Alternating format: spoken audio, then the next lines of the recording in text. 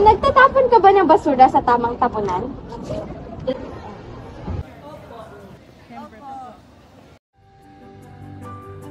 Philippines generates at least 61 million tons of waste daily.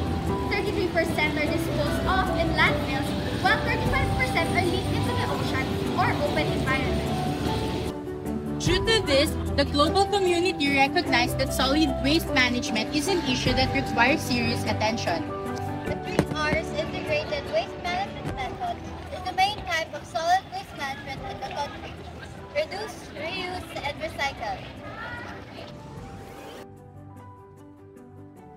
Ano po sa tingin niyo yung importance ng wastong pagtatapon ng basura? I think the importance of proper throwing of your trash para na din pamalasan yung trash as we know, isa po yung Philippines sa sorry for the word, pero isa sa pinakamaruming country na kung nababalita nyo.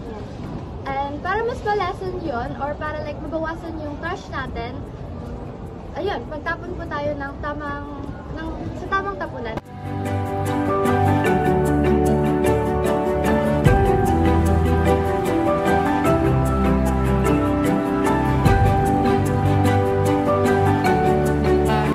Napapansin ko yung mga attitude nila, yung karamihang estudyante, pag nagme-merienda sila, yung kanilang pinagkainan, minsan iniiwan na lang sa table. Para sa akin, magkaroon man lang ng disiplina, yung mga estudyante, itapon nila sa tamang basurahan, yung may nakalagay na papel kung saan nilalagay yon.